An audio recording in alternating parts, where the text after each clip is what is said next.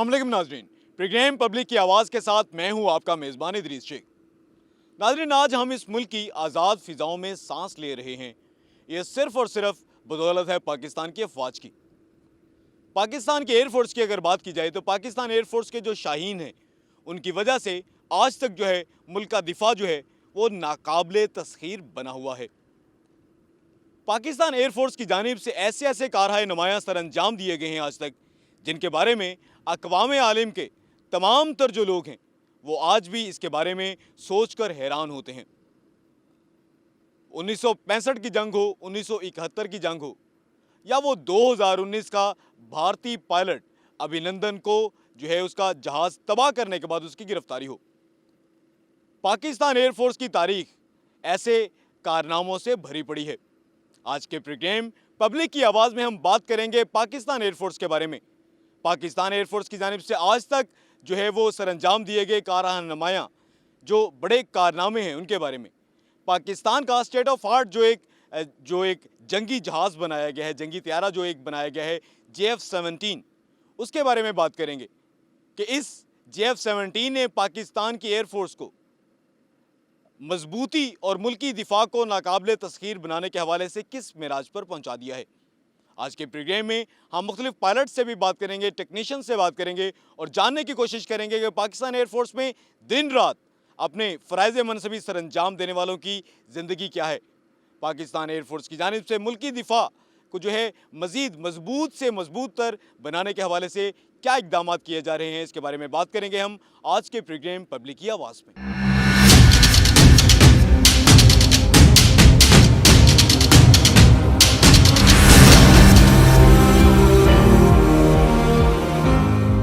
पाकिस्तान के इंजीनियर्स की जो महारत का कमाल है JF-17, जिसकी वजह से वो तमाम तर जो पाकिस्तान के दुश्मन हैं उन पर लरज़ा तारी रहता है।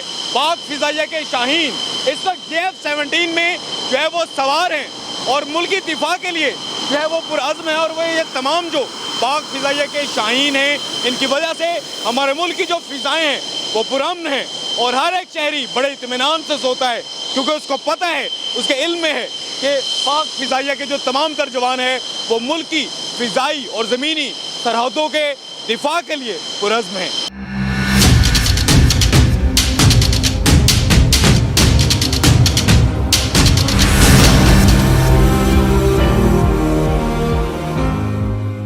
पाक फ़ौज के शाहीन जब भी किसी मिशन पर जाते हैं और अपना मिशन मुकम्मल करके जब वो वापस आते हैं, ये वो तमाम तर लम्हात होते हैं जो बहुत ही ज़्यादा जज्बात से भरपूर होते हैं। लेकिन जज्बात के इन्हीं लम्हात के दौरान होश को हमेशा बरकरार रखना और मुल्की दिफा के लिए तमाम तर जो इंसानी सोचें हैं उनको एक नुक्ते पर मरकूज़ रखना, ये शायद सबसे अहम तरीन काम होता है। Officer commanding wing commander Jawad हमारे साथ मौजूद हैं। जवाद साहब से बात करते हैं। जवाद साहब, आप ये बताइएगा, अभी आप एक मिशन से वापस आए हैं, क्या रिस्पॉन्सिबिलिटीज़ होती हैं मिशन पर जाने से पहले, दौरान मिशन क्या जज्बात होते हैं आपके? बिस्मिल्लाहिर्रहमानिर्रहीम। रिस्पॉन्सिबिलिटी तो एज अ फैक्ट जो है मैन और मशीन दोनों की होती है। जितने लोग हमारे साथ मिशन पे जा रहे होते हैं उनकी रिस्पॉन्सिबिलिटी है, and as a nation which is limited on resources, the equipment, इसकी भी बहुत ज़्यादा जिम्मेदारी है। अपार्ट फ्राम दैट जो मेंटेनेंस ग्राउंड क्रू है एज ऑफिसर कमांडिंग, उनकी उसमें ये जिम्मेदारी है कि उनका भी जो है वो भरपूर ख्याल रखना होता है। तो man, material and quality of training within the limited resources that we have, ये सारी वो जिम्मेदारियाँ हैं जो हम कोशिश करते हैं कि भरपूर तरीके से पूरी कर सकें। अब ये बताइएगा, आप एक फ़्लाइट के दौरान हैं, आप एक मिशन में हैं, उस वक्त आपके जहन में क्या चल रहा हो? प्राइमरीली तो जहन में उस मिशन के ऑब्जेक्टिव्स होते हैं जो चल रहे होते हैं कि उनको आप कितना सेफली और कितना प्रोफेशनली एग्जीक्यूट कर सकते हैं। एवर इवॉल्विंग ट्रेनिंग है जिसमें आप हर मिशन में इररिस्पेक्टिव आपका जितना मर्जी एक्सपीरियंस है, जो मर्जी एज है, you learn from every bit of it, every mission.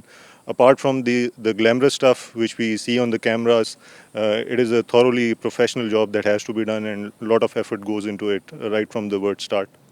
जैसे भी आपने बताया, ये एक प्रोफेशनल जॉब है, ये एक नौकरी ज़्यादा है या एक जज्बा ज़्यादा है?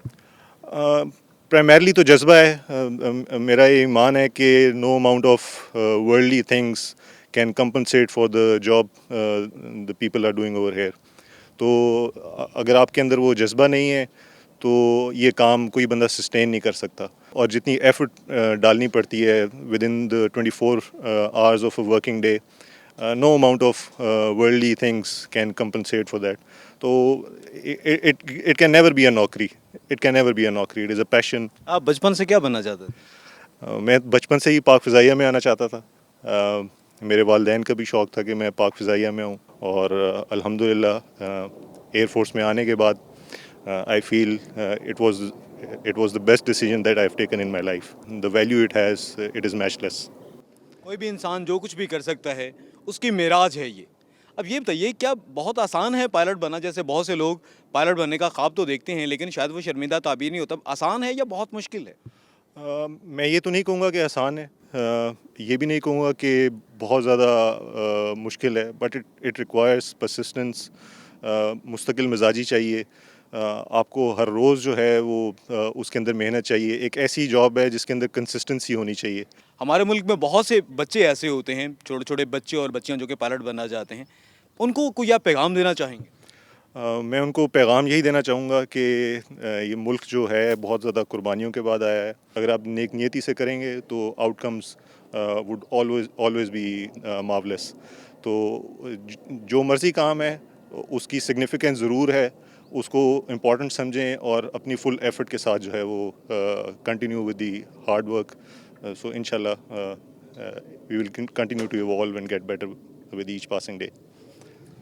मेहनत हर एक चीज़ की बुनियाद होती है। अगर किसी भी बच्चे का या बच्ची का, किसी भी इंसान का अगर ये जज्बा है, वो पायलट बनना चाहता है, वो मेहनत करे, नेक नीयती से काम करे। इसके साथ साथ विंग कमांडर जवाद साहब जो हमारे साथ मौजूद थे, उनका ये भी कहना था कि ये सिर्फ एक नौकरी नहीं है। कोई भी इंसान जो सोचे अपनी ज़िंदगी में कुछ भी करने के लिए, उसकी मेराज है, उसका ये नुक्ता अरूज है, और वो फ़ख्र महसूस करते हैं पाक फ़िज़ाइया का हिस्सा होने पर।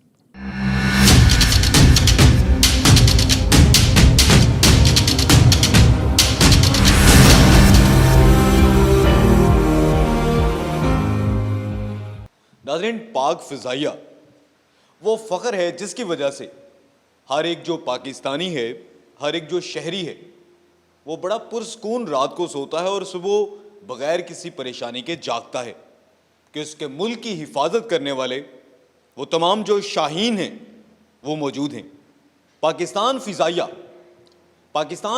एक ऐसा इदारा है, एक ऐसी तंजीम है, वो तमाम तर मुजाहिदों की, जिसने पूरी दुनिया में अपनी बहादुरी से जो है अपनी सलाहियतों का लोहा मनवाया है।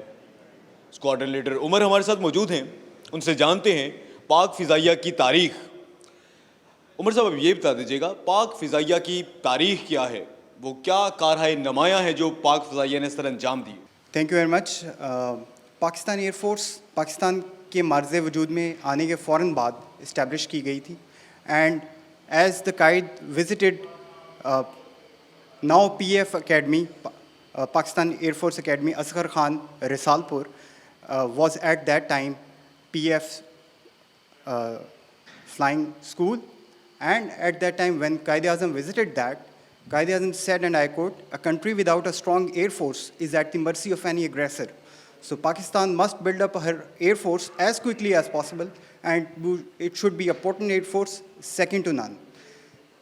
The Air Force leaders, starting from Air Marshal Asghar Khan, followed by Air Marshal Noor Khan and the descendants, उन सब ने ये कोशिश की कि इस एयरफोर्स को उस कायद-ए-आज़म के कॉल के मुताबिक ढाला जाए एंड उस मकाम पे ले जाया जाए जहाँ पे हम कह सकें that it is an air force second to none. जब पाकिस्तान मार्ज़ वजूद में आया तो 2 स्क्वाड्रन्स थे पाकिस्तान के पास, number 5 squadron and number 9 squadron. Just after that जो स्क्वाड्रन मार्ज़ वजूद में आया, that was my squadron, tail choppers, and it came into being on 1st November 1948. The performance of the squadron, especially in 1965, it earned the name of tail choppers, when it literally chopped the tails of Indian Air Force aircraft. So in 1965 war, we have the honor of destroying 21 aircraft of Indian Air Force, including 1 helicopter. कितने आपने जहाज, कितने तैयारे मार गिराए भारत के? 21 aircraft. 21 तैयारे। हालांकि ये तो जो आपने बताया एसर्ट्स और जो रॉयल एयरफोर्स थी, तो उनकी तो एयरफोर्स हमसे बहुत ज़्यादा तगड़ी थी, बहुत ज़्यादा उनके जहाज़ थे और बड़े वो तरबियत याफ्ता थे, उसके बावजूद इतना बड़ा कारनामा। आपने बिल्कुल ठीक कहा। We had a ratio of 1:10 with respect to assets. तो हमारा एक जहाज़ बामुकाबला 10 जहाज़ था with Indian air force. Squadron leader Umar sahab, अभी आप जैसे बता रहे थे कि उनके 10 तैयारे, पाकिस्तान का एक तैयारा, उनके पास बहुत ही जदीद तरीन टेक्नोलॉजी, अपने ज़माने के बेहतरीन तैयारे, और आपके पास शायद उतने बेहतर नहीं थे। पाकिस्तान फाइनेंशियली इतना स्ट्रॉन्ग स्टार्ट से नहीं था क्योंकि एसेट्स की तकसीम में बड़ी वो नाइंसाफ़ी की गई। अब ये बताइएगा वो क्या चीज़ थी जिसने जो तमाम पायलट्स थे पाक फ़िज़ाइया के, उनको इतना मजबूत कर दिया कि वो अपने एक तैयारे में एक पायलट बैठा हुआ, सामने से दुश्मन के 10 जहाज उड़ते हुए आ रहे हैं, उसके बावजूद वो उनको गिराता रहता है। वो क्या ताकत थी पाकिस्तान एयरफोर्स की? आर ट्रेनिंग प्राइमरीली, उससे भी आगे हमारा faith and the will to fight with a confidence that was given by none other than founder of this nation, Quaid-e-Azam Muhammad Ali Jinnah, and the leaders of the Air Force, father of the Air Force, Air Marshal Asghar Khan and Air Marshal Noor Khan. ये सामने लगी हुई तस्वीर पे, इस पे आप अगर देखें तो हमारे पास 1965 की वॉर में टोटल 8 सितारे जुर्रत हैं, starting from squadron leader Shabbir Hussain. And as I said, that we chopped the tails of the IAF aircraft standing at their airfield, and we took them by surprise in 1965 and at Kalaikunda airfield and Bagdogra airfield of the Indian Air Force, and हमने उनके 21 जहाज destroy किए हैं और उड़ने का मौका ही नहीं दिया आपने उनको हिलने का मौका नहीं दिया। और उस वक्त उनके पास जदीद तरीन MiG-21 एयरक्राफ्ट था, which was the state of the art aircraft of that time, और हमने not even a single aircraft got airborne because हमने उन्हें ज़मीन पे ही तबाह कर दिया था।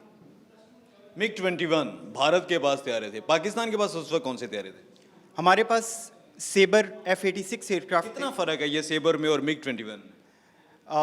There is much difference if we talk of in all aspects. वो supersonic जहाज़ है MiG-21. Saber, it is a subsonic, can touch supersonic, close to supersonic है but supersonic नहीं है. So उसके मिसाइल्स और इस हमारे एयरक्राफ्ट के मिसाइल्स में डिफरेंस था, उसके वेपनरी में डिफरेंस था, कैरिंग लोड कैरिंग कैपेसिटी में डिफरेंस था, टोटल नंबर ऑफ एयरक्राफ्ट ज़्यादा थे, and even despite of all this difference, we proved कि alhamdulillah we proved equal to the task, and with achieving a kill ratio of 1:10 in 1965, and even if we talk of the 1971 war, ये squadron उस वक्त east Pakistan में located था और वहाँ पे ढाका में लोकेटेड था, and it was the only one squadron against the Indian 10 squadrons which were located onto the eastern front of India. And even they dared to enter our airspace in 2019, और आपने खुद मुलाहिजा किया है कि alhamdulillah we successfully downed their 2 aircraft and we captured their pilot. और Abhinandan, you all know that the tea is fantastic. Thank you, बहुत शुक्रिया। हमारे साथ मौजूद थे स्क्वाड्रन लीडर उमर। नाज़रीन, उन्होंने बहादुरी और शुजात की ऐसी दास्तानें सुनाई हैं कि शायद अगर ये जदीद तारीख़ ना होती तो इन पर यकीन करना मुश्किल होता। भारत जो कि हर तरह से वसाइल के हवाले से, क्योंकि अपने पूरे मुल्क को गुर्बत की दहलीज़ में जो है वो धकेल कर हर किस्म के दुनिया से अनवाओ किस्म के वो मिज़ाइल ख़रीदता रहता है, हथियार ख़रीदता रहता है, तैयारे ख़रीदता है, टैंक ख़रीदता है, उसके बावजूद वो कोई भी मौका हो, वो 1965 की जंग हो, वो 1971 की जंग हो, या वो चाहे 2019 में एक टेस्टिंग के तौर पर आया लेकिन उसको गर्दन से दबोच लिया पाकिस्तान एयरफोर्स ने। टेल चॉपर्स, ये जो एक स्क्वाड्रन है पाकिस्तान एयरफोर्स का, इसके तमाम तर जो पायलट्स हैं, इसका तमाम तर जो स्टाफ है, उसकी जानिब से ये शुजात और बहादुरी की ऐसी दास्तानें रकम की गई हैं जिनकी शायद तारीख में नज़ीर नहीं मिलती कि एक इंतहाई जदीद तरीन जो एक तैयारा हो, उसको एक औस दर्जे के तैयारे के साथ जो है वो आप शिकार करें और एक के मुकाबले में 20 ज़्यादा तरबियत याफ्ता, ज़्यादा जदीद तरीन अनवाओ किस्म के हथियारों से लेस, लेकिन उसके बावजूद वो जरी जवान, ये पाक फ़िज़ाइया के वो जो शाहीन हैं, उन्होंने धूल चटा के रखी है हमेशा से। और ये पाकिस्तान की फ़िज़ाइया की जानिब से भारत को धूल चटाने की तारीख जो है वो कई दहाइयों पर मुहित है। जब भी 1965-1971 के ज़ख्म याद करता है भारत, और जब 2019 की वो ख़ास दिन आता है फरवरी का, उस दिन भी जब धूल चटाई गई थी पाक फ़िज़ाइया की जानिब से भारत को, तो वो अपने ज़ख्म भूलता नहीं है।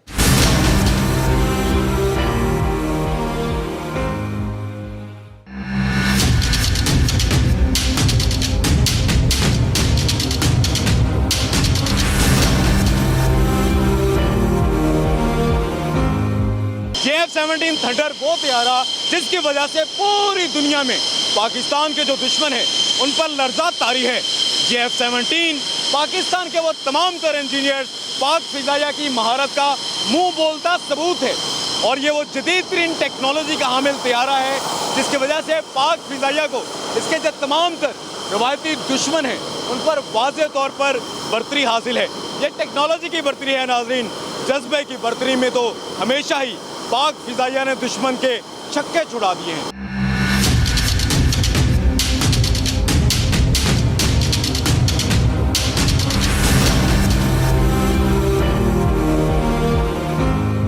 पाक फ़िज़ाइया के ये जो शाहीन हैं, ये किस तरह से मुल्की दिफा को नाकाबिले तस्खीर बनाते हैं। Flight commander operations wing commander Umair हमारे साथ मौजूद हैं, उनसे बात करते हैं। उमैर साहब, अब ये बता दीजिएगा, क्या आपकी यहाँ पर जॉब है, किस तरह से पूरा मुल्क जो है इत्मीनान से सोता है आपकी ये 24 घंटे की कारकर्दगी की बिना पर? जी अस्सलाम वालेकुम। विंग कमांडर उमैर, एक तो ये मैं आपको बताना चाहता हूँ कि as a flight commander operations ये मेरा काम है कि मैं जो हमारे स्क्वाड्रन के ऑपरेशंस हैं, जो फ़्लाइंग है, जो हमारे मायनाज ऑफिसर्स हैं, उनकी फ़्लाइंग को मैं लुक आफ्टर करता हूँ। यहाँ पे इस वक्त मैं मोबिल के ऊपर बैठा हुआ हूँ। मोबिल के ऊपर हम बेसिकली ये देखते हैं कि जो जहाज़ टेक ऑफ़ करें, जो जहाज़ लैंड कर रहे हैं, वो सेफ़ली टेक ऑफ़ करें, सेफ़ली लैंड करें। खुदा न खास कोई मसला वगैरह होता है तो we are here to assist them in case of any emergency. इसके अलावा we are available here 24 hours too ताकि हम अपने पाकिस्तान के फ़ज़ायों का दिफा कर सकें, और 24 घंटे हम यहाँ पे अवेलेबल ताकि हमारी कौम आराम से सुकून से सो सके। So we are here to defend our motherland and the aerial frontiers of our motherland. Umair sahab, अभी आपने बताया 24 घंटे आप यहाँ पर मौजूद होते हैं मुल्की दिफा के लिए, तो जब ईद आती है, इस तरह के जो मुख्तलिफ त्यौहार आते हैं, इस तरह के जो मुख्तलिफ मौके होते हैं, आपका दिल नहीं करता कि आप ईद या इस तरह के जो त्यौहार हैं वो अपने प्यारों के साथ बनाएं? देखें, बहुत अच्छी बात है आपकी कि ऐसे मौके पे किसी न किसी को तो कुर्बानी देनी पड़ेगी। तो चूँकि हमारी कौम ने हमारे ऊपर इतना एतमाद का इजहार किया है कि हम यहाँ पे मौजूद हैं, तो उस एतमाद को हम ठेस नहीं पहुँचाना चाहते, तो हम उनकी खातिर अपनी कुर्बानी देने के लिए तैयार हैं, अपने वक्त की कुर्बानी देने के लिए तैयार हैं। लिहाजा हम यहाँ पे बैठते हैं ताकि हमारी कौम आराम से ईद की वो खुशियाँ एंजॉय कर सके, अपने घरों में खुशी से आराम से बहिफाजत, ये सोचे बगैर कि दुश्मन अंदर आ सकता है। तो इस वजह से हम यहाँ पे बैठने के लिए तैयार हैं ताकि हमारी कौम जो है वो आराम से सुकून से अपनी खुशियाँ मना सके। उमैर हमारे साथ मौजूद है, विंग कमांडर है। उनका ये कहना था कि 24 घंटे मुल्की दिफा को नाकाबिले तस्खीर बनाने के लिए और यहाँ पर मौजूद होते हैं, और अपनी तमाम तर खुशियाँ भी वो सिर्फ़ और सिर्फ इसलिए कुर्बान कर देते हैं, मुख्तलिफ त्यौहार हों, वो ईद का मौका हो, ईद उल फित्र हो, ईद उल अज़हा हो, इसके अलावा जो भी मौके होते हैं, मुख्तलिफ जो त्यौहार आते हैं, वो इसलिए यहाँ पर ड्यूटी करते हैं क्योंकि पूरी कौम जो है, पाकिस्तानी कौम का उन पर एतमाद है कि पाकिस्तान का दिफा जो है उन भरोसामंद, काबिल और बेहतरीन हाथों में है। इसलिए वो अपनी तमाम तर खुशियाँ कुर्बान कर देते हैं ताकि जो तमाम पाकिस्तानी हैं वो अपनी खुशियाँ बेहतर तरीके से मना सकें।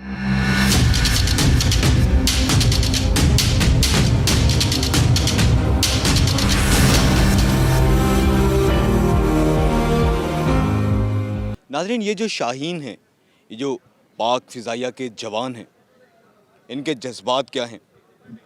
वो क्या वजूहात थीं जिनकी बिना पर इन्होंने पाकिस्तान की जो फ़िज़ाइया है, पाकिस्तान की जो एयर फोर्स है, उसका हिस्सा बनने का फ़ैसला किया? इनसे बात करते हैं। हमारे साथ मौजूद हैं लाइन चीफ सुफियान साहब। सुफियान साहब, आप ये बताइएगा, आप यहाँ पर क्या है आपकी जॉब यहाँ पे एयर फोर्स में? सर बेसिकली मैं as a line chief number 14 squadron में अपनी जॉब कर रहा हूँ।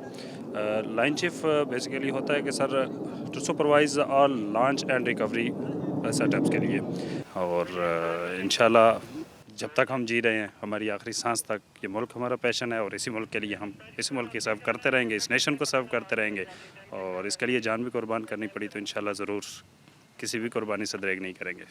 सुफियान साहब, उनका ये कहना है कि इस मुल्क के लिए, इस मुल्क के दिफा के लिए उनको अपनी जान भी अगर कुर्बान करना पड़ी तो वो दरेग नहीं करेंगे। हफीज़ साहब एवियोनिक्स से हैं, इनसे बात करते हैं। हफीज़ साहब, ये एवियोनिक्स कौन सा शोबा है एयरफोर्स का?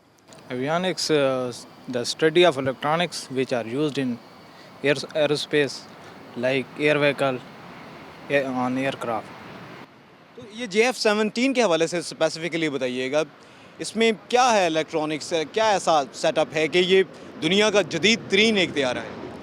इसमें एडवांस रेडार सिस्टम लगा हुआ है, उसके बाद कम्युनिकेशन सिस्टम IFF एडवांस लगा हुआ है।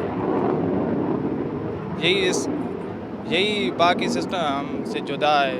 इसी वजह से JF-17 को पूरी दुनिया में अपने एक मकाम हासिल है। JF-17 का जो तमाम तर सिस्टम है वो इंतहाई जदीद तरीन है, इसलिए पूरी दुनिया में इसको ये मुकाम हासिल है। मुमताज़ खड़ा है पूरी दुनिया की एयरफोर्स में पाकिस्तान का जो JF-17 है। नवाज साहब मौजूद है हमारे साथ। नवाज साहब, आप क्या करते हैं एयरफोर्स में? बिस्मिल्लाहिर्रहमानिर्रहीम। मैं सर क्रू चीफ हूँ। आप क्रू चीफ हैं, क्या करते हैं, आपकी जिम्मेदारियाँ क्या हैं, ड्यूटी क्या है आपकी? सर हमारी रिस्पॉन्सिबिलिटी में सबसे पहले ये आता है कि हम अर्ली आते हैं एज रिकॉर्ड रेडीनेस मिशन के लिहाज से। उसके बाद हम फ्लाइंग पे जाने से पहले जहाज़ को कंप्लीट तैयार करते हैं, उसकी इंस्पेक्शन करते हैं, हर लिहाज से उसको क्लियर करते हैं। उसके बाद हम लास्ट मैन होते हैं जो पायलट को थम अप देते हैं। सर आप वो आखिरी आदमी होते हैं जो कि इशारा करते हैं पायलट को कि सब कुछ बेहतरीन है और आप फ्लाइट कर सकते हैं। ये माजी करीब में अभी एक तकरीबन 3 साल कबल एक वाक़या पेश आया, तो कैसा महसूस किया था जब पाकिस्तानी फ़िज़ाइया के पायलट्स ने भारतीय वो जो एक आया था पायलट अभिनंदन, उसको दबोचा था? बहुत ही फ़ख्र हुआ, हमारे JF-17 एयरक्राफ्ट ने बहुत ही हमें शानदार वो पुट्टी, और उसकी वजह से हमारा जज्बा और बुलंद हुआ और हमारे अपने सिस्टम पे फ़ख्र महसूस हुआ कि मतलब इतना है कि हम दुश्मन को नहीं आने देंगे करीब। JF-17 की बदौलत ही भारतीय जो पायलट था अभिनंदन, उसका जहाज़ गिराया गया और उसको पकड़ा गया, और फ़ख्र है पाक फ़िज़ाइया का हिस्सा बनने पर। एक जो जहाज़ है उसको फ़्लाइट से पहले, परवाज़ से पहले उसकी मुकम्मल तौर पर चेकिंग की जाती है, तकरीबन 3 घंटे लगते हैं, और ये तमाम तर जो यहाँ पर मुलाजमीन हैं, जो अफसरान हैं, जो कि पाक फ़िज़ाइया का हिस्सा है, नाज़रीन ये फ़ख्र महसूस करते हैं पाक फ़िज़ाइया का हिस्सा बनने पर, और उनकी जानिब से ये वाज़े तौर पर कहा गया है कि मुल्क की दिफा के लिए अगर जान भी कुर्बान करना पड़ी तो वो दरेग नहीं करेंगे।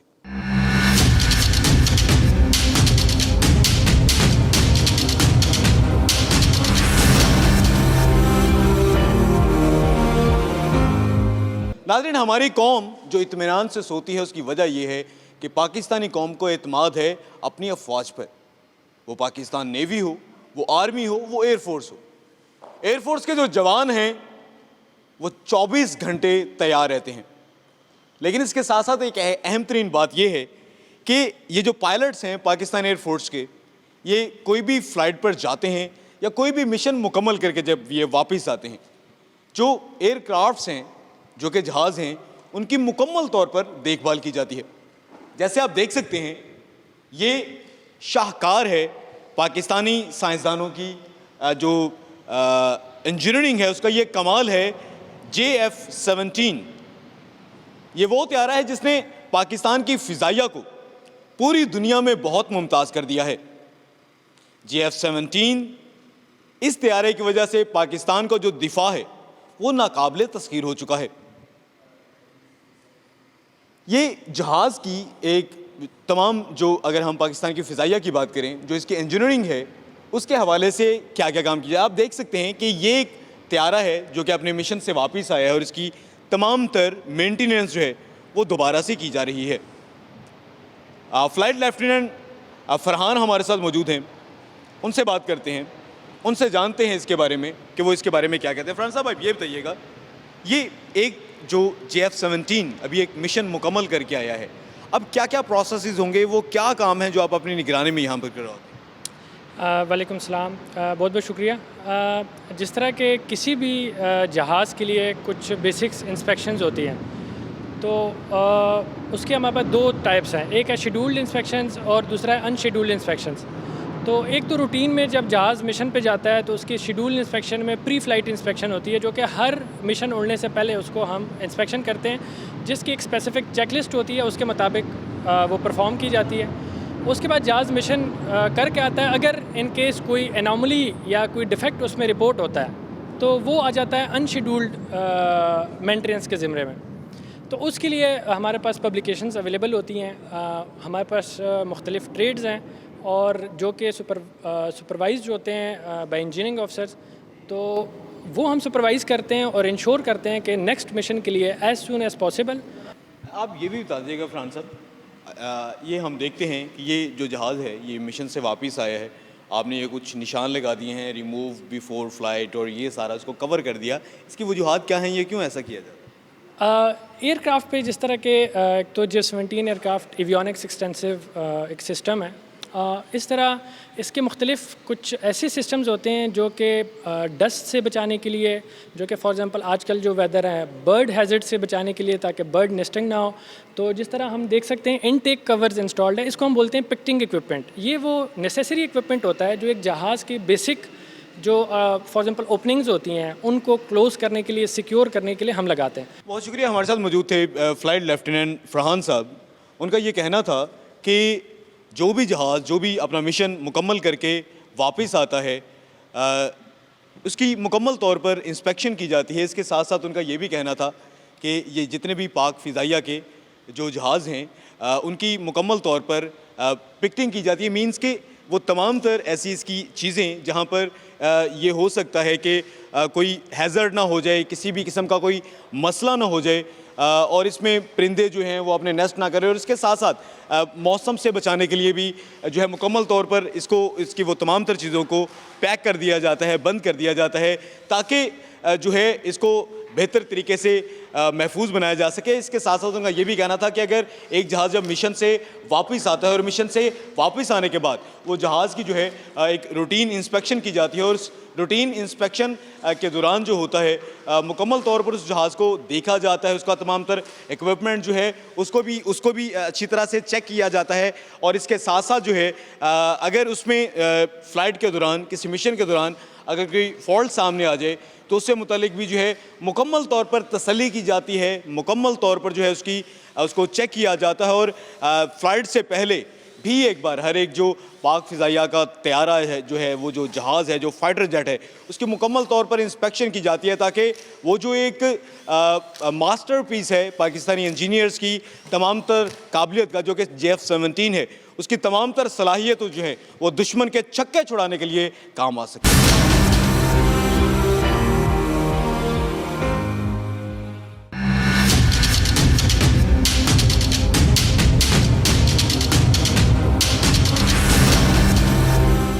नाज़रीन, जो बात कही जाती है कि अफ़वाज पाकिस्तान 24 घंटे मुल्की दिफा के लिए जो है वो तैयार रहती हैं, उसकी एक मिसाल है पाकिस्तान की। अगर फ़िज़ाइया की बात करें, ADA एक अलग से डिपार्टमेंट है, ये सेक्शन है, एयर डिफेंस अलर्ट इसको कहते हैं, और फौरी तौर पर जो इसमें पायलट्स हैं वो तैयार रहते हैं। स्क्वाड्रन लीडर मोहम्मद यूसुफ खान हमारे साथ मौजूद हैं, उनसे बात करते हैं।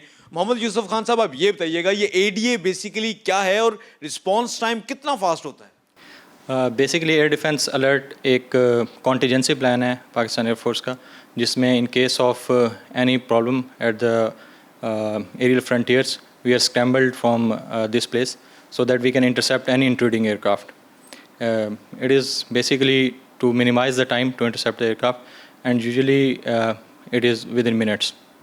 Within minutes, मिनटों में, लम्हों की ये बात होती है कि फौरी तौर पर यहाँ पर मुकम्मल तौर पर तैयार पायलट बैठ रहे होते हैं, और जैसे भी जैसे ही उनको इतला दी जाती है, जैसे ही उनको आगाह किया जाता है, वो फौरी तौर पर उठते हैं और फौरी तौर पर अपने फाइटर जेट में बैठकर मुल्की फ़िज़ाओं में जो है वो बुलंद हो जाते हैं और मुल्की दिफा को नाकाबिले तस्खीर बनाए रहते हैं।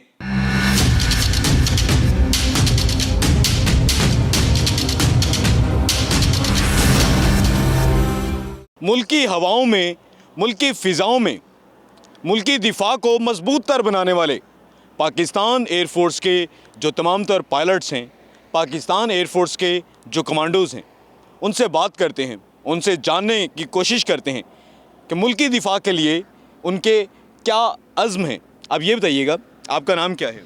स्कॉन्डर नसरुल्लाह। नसरुल्लाह साहब, ये बताइएगा, मुल्की दिफा के लिए आपने पाकिस्तान एयरफोर्स को ज्वाइन किया, जब भी आप कोई ऑपरेशन कर रहे होते हैं, किसी मिशन पर होते हैं, तो क्या होता है आपके जहन में? हमारे जहन में यही होता है कि किसी भी सूरत में, किसी भी टाइम पे, बेशक वो पीस टाइम ऑपरेशंस हों या वो किसी सूरत में नेचुरल डिज़ास्टर हो, हम हर वक्त उसके लिए 100% और 24/7 हम तैयार रहें। मसरूर साहब, आप ये बताइएगा, ये जो एक नेचुरल डिज़ास्टर आ गया फ्लड का, उसके हवाले से आपने कहाँ कहाँ जो है वो रेस्क्यू ऑपरेशंस किए हैं? जी, इस वक्त Pakistan air force throughout the country operations कर रही है, स्पेशली नॉर्थ और साउथ में। Right now we are in Rajanpur, and Rajanpur में जहाँ पर जितनी भी सॉर्टीज़ रिक्वायर्ड है that are related to ration providing sorties और रिलीफ ऑपरेशन। रिलीफ ऑपरेशन भी कर रहे हैं, मुल्क की दिफा को भी मजबूत और बना रहे हैं, और इसके साथ साथ जहाँ जहाँ पर शहरियों को ज़रूरत है उस वहाँ पर भी पाकिस्तान की ये जो एयरफोर्स है वो अपने शहरियों के साथ शाना बशाना खड़ी है। एक और हमारे साथ कमांडो मौजूद हैं पाकिस्तान एयरफोर्स के, आपका नाम क्या है? काबल टक अजमल। आप ये बता दीजिएगा, आपके क्या फ़राइज़ मनसबी हैं पाकिस्तान एयरफोर्स में? आप एक कमांडो हैं, क्या करते हैं आप? Search and rescue and combat search and rescue.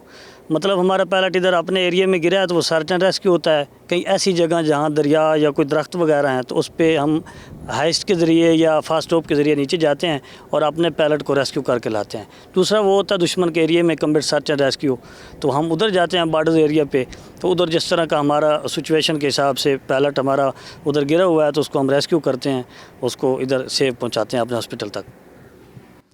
नाज़रीन, बहुत खूबसूरत बात इनकी जानिब से की गई। इनका ये कहना है कि कहीं पर भी अगर जो भी अपना इनका पायलट है वो कहीं पर भी मौजूद है तो छोड़ा नहीं जाता। अपने उस अहम तरीन इंसानी असासे को, कौमी असासे को, उसके लिए जो है ऑपरेशन किया जाता है। इसके साथ साथ ये पाकिस्तान एयरफोर्स का ये तुर्रा इम्तियाज़ है कि मौजूदा जो एक सैलाब आया है जिसने तकरीबन मुल्क के जो अक्सरियती इलाके हैं, देहात जो हैं, जो शहर हैं, जहाँ पर बहुत ज़्यादा नुकसान हुआ, उसमें रिलीफ़ के लिए भी जो है पाकिस्तान एयरफोर्स जो है वो काम करी है। और किसी भी कौमी इदारे से कम तमाम तर काविशें नहीं है पाकिस्तान एयरफोर्स की। तमाम जो शहरी हैं उनको बाय रोड भी जो है वो सड़क के ज़रिए भी राशन पहुँचाया जा रहा है, और इसके साथ साथ वो लोग जो कहीं पर फंसे हैं उनके इर्द गिर्द सिर्फ पानी है और उनके लिए कोई भी रास्ता नहीं है, उनको भी बचाने के लिए पाकिस्तान एयरफोर्स अपने तमाम तर वसाइल को बरोए कार लाकर काम कर रही है।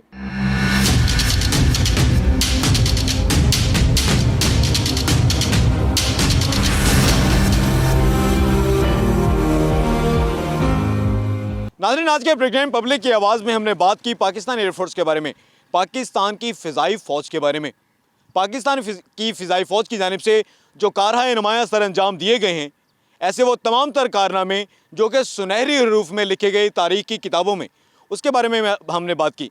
हमने मुख्तलिफ पायलट से बात की। हमने देखा कि पाकिस्तान की फ़िज़ाइया किस तरह से 24 घंटे जो है वो मुस्तैद रहती है मुल्की दिफा को मजबूत से मजबूत तर बनाने के हवाले से। हमने मुख्तलिफ पायलट से बात की। हमने पायलट्स के जो ये जो तैयारे हैं पाकिस्तान की एयरफोर्स के, उनके जो टेक्नीशियंस हैं, उनसे बात की। नाज़रीन, तमाम तर जो अफरादी क़ुव्वत है पाकिस्तान एयरफोर्स की, उसके सीने पर वो तमाम तमगे लगे हैं जो शायद दुनिया की किसी भी फ़िज़ाई फ़ौज के सीने पर ना लगे हों। ऐसे बहादरी के कारनामे सिर्फ़ और सिर्फ अफसानवी दास्तानों में मिलते हैं, जिनका इयादा किया और जिनको बयान किया और जिनको तारीख़ में रकम किया पाकिस्तान की फ़िज़ाइया ने। पाकिस्तान की फ़िज़ाइया ने ना सिर्फ पाकिस्तान के आसमानों की हिफाजत की आज तक, बल्कि जब भी दुश्मन ने मैली आंख से पाकिस्तान की तरफ देखा, इस अर्ज़े वतन की तरफ देखा, इस हमारी पाक धरती की तरफ देखा, तो उसके तमाम तर इरादों को मिट्टी में मिला दिया, दुश्मन को धूल चटा दी। ऐसे तमाम तर जो दुश्मन हैं वो आज भी कांपते हैं पाकिस्तान फिजाइया के नाम से, कि पाकिस्तान की फिजाइया में ऐसे भी कारनामे हैं कि इंतहाई कलील तरीन वक्त में ज़्यादा से ज़्यादा दुश्मन के जहाज़ मार गिराने का रिकॉर्ड भी पाकिस्तान के पास है। पाकिस्तान की फिजाइया वो कोई भी जंग हो, 1965 की जंग हो या 1971 की जंग, ऐसे ऐसे कारनामे सर अंजाम दिए कि दुनिया की जो तमाम तर अक़वाम हैं वो इन पर हैरान हैं।